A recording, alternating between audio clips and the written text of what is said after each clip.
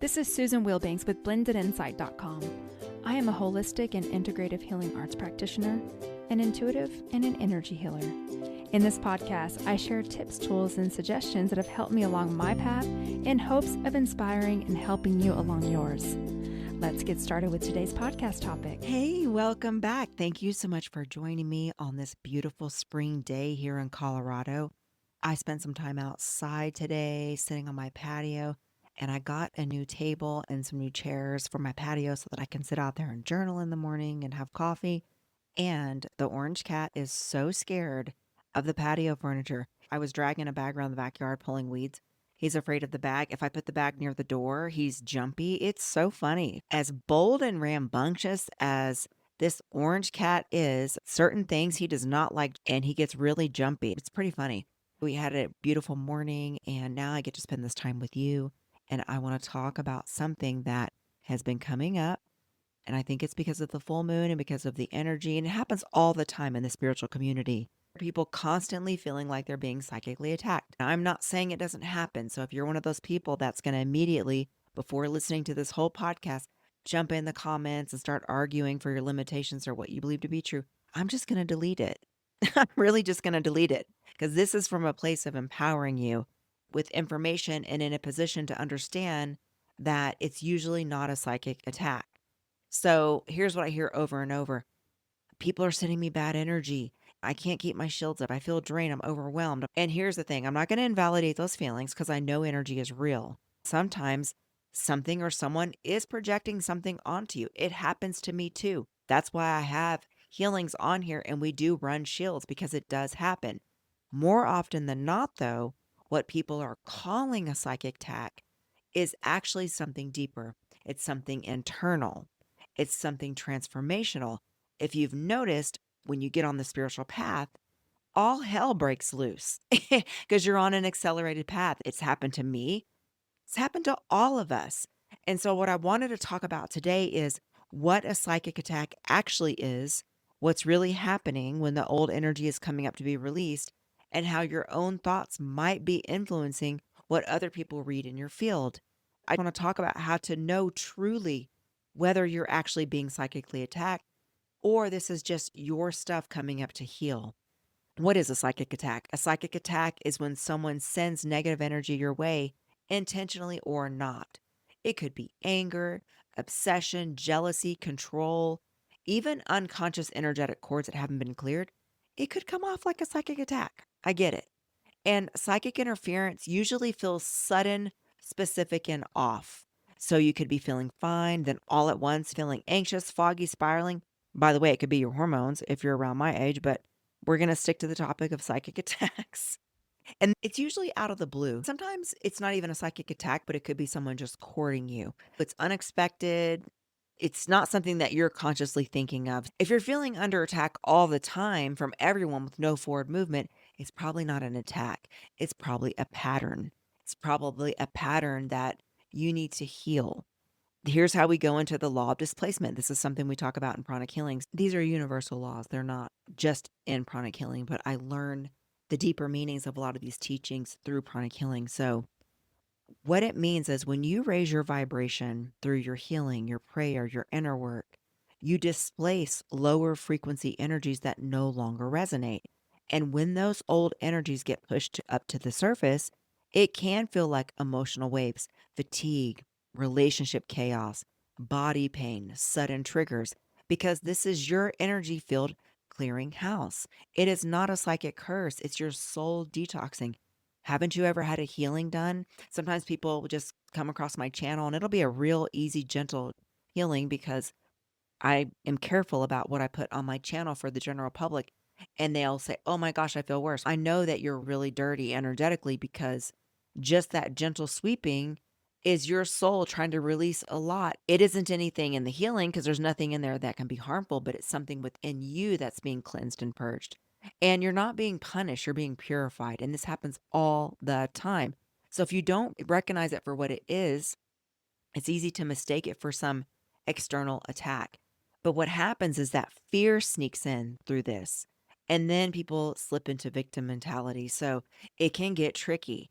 I hear this all the time too. People will go to psychics or energy readers, or they'll hook themselves to a scan machine or something, and they'll get told, like, such and such is attacking you. This person's sending you bad energy. You're carrying this. There could be a thread of truth. However, thoughts are energy and thought forms have shape. So when you've been obsessively thinking, I'm being attacked, they're sending me bad energy, why does this always happen to me? Those things live in your aura.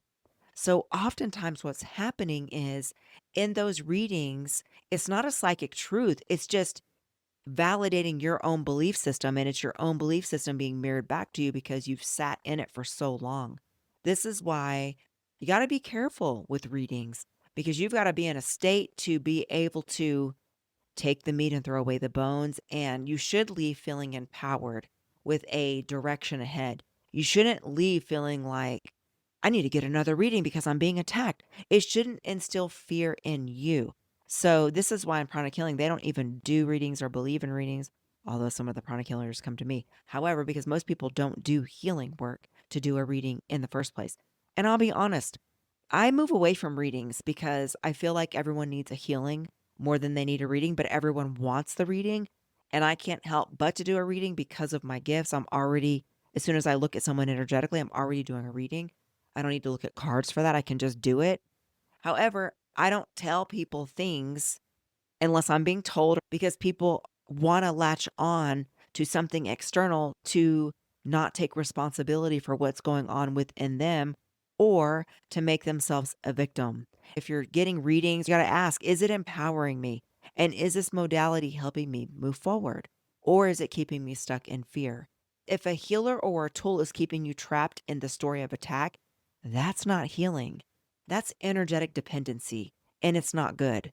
The other part is knowing, is it emotional or energetic? Emotional pain is often a story. It has a story attached to it. It's familiar. You feel it in your chest, your gut, your throat. It's visceral. You can feel it. So ask yourself, have I felt this before? Does it remind me of a past wound? Because if so, it is likely your own system clearing something out. And this could be patterns. I don't know if you've had it. I know I've had it. You think you've healed something and you think you're done, and then it shows up again, and you're thinking, shoot, I thought I healed it. I don't ever think, oh my God, someone's psychically attacking me. I think, oop, there's some residue here that my soul is ready to release. So, yes, it's irritating, especially if it's the same type of person you're attracting over and over. There's something for you to learn from that. There's something for you to release and heal. When it's energetic interference, on the other hand, it feels different. It's flat, it's foreign, it's foggy. This is when you're going about your day, and all of a sudden, out of nowhere, you start spiraling or somebody comes into your awareness. I'll tell you, I know when someone is courting me or thinking about me, because I don't have ill wishes toward anyone, and I don't have any interest in revisiting anyone from my past. I'm clear on those things. So if out of the blue, I start thinking about someone or something from my past, then I know they must be creating a cord. They must be viewing my content online because, yes, exes listen to my content. There is nothing I can do about it. It's online. What are you going to do? I even feel it when I have friends that are maybe hateful toward the choices I've made with my body. Even though I'm not perfect, I'm struggling like everyone else. There's something in a change that I'm doing that is triggering an insecurity or some kind of judgment in them. And listen, we all do it. I'm saying it won't be something that is in my awareness, and it won't be something that I'm stuck on. So if the energy feels like it belongs to an old story, trauma, memory, it's probably a displacement. But if it feels new and random, it's probably someone else's projection. That's one of the ways to tell.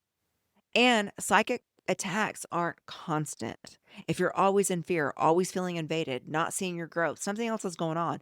It could be spiritual trauma looping, it could be thought form addiction, or it could be a practitioner feeding your fear instead of feeding your power. I always want to feed your power. I know how strong our thoughts are, and I have a karmic effect.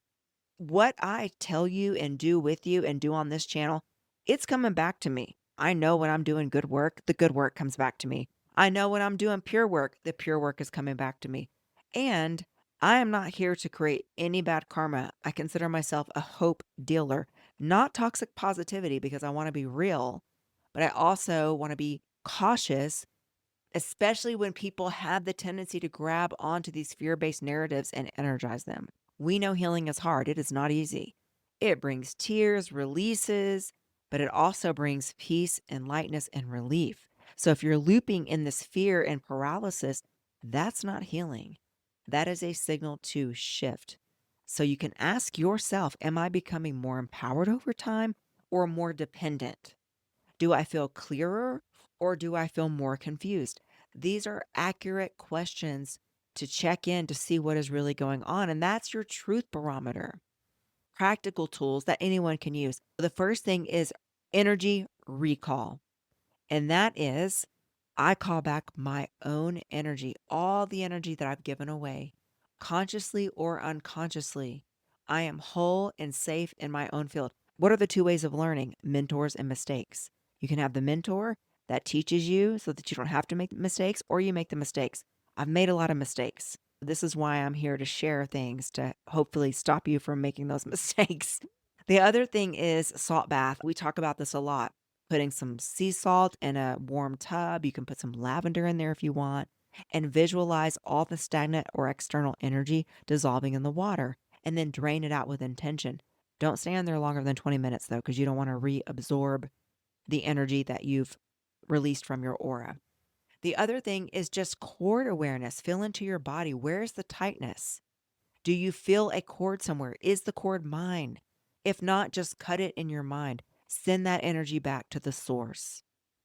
And you can do it journaling, sitting down, writing it out, or just in your mind. What am I holding that's not mine? What am I afraid to release? What would happen if I trusted my energy more?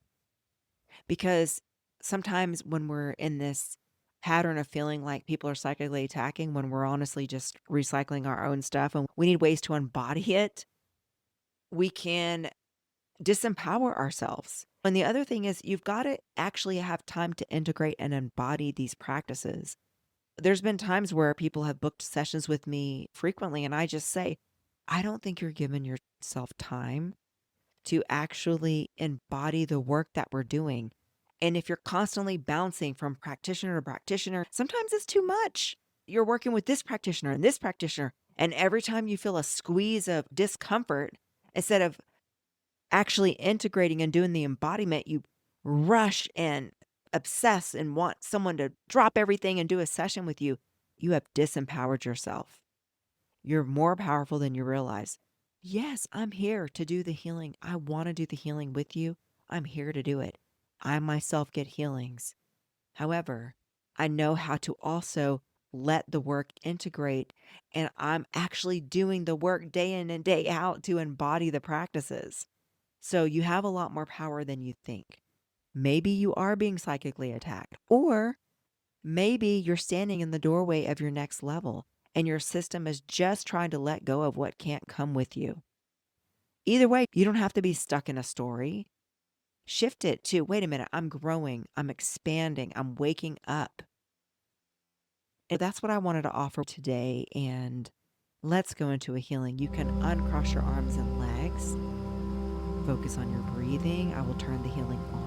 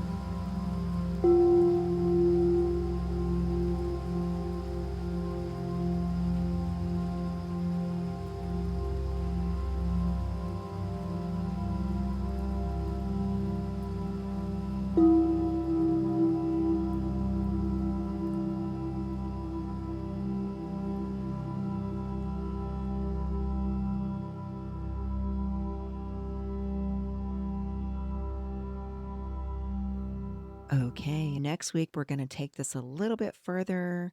I want to talk about shields. Should you be shielding? Is it making things better or worse? There's a lot of swirl around shielding lately, so I want to talk to you about that. Until then, stay luminous, stay in your power. And I want to wish you a beautiful week. Take care. Bye bye.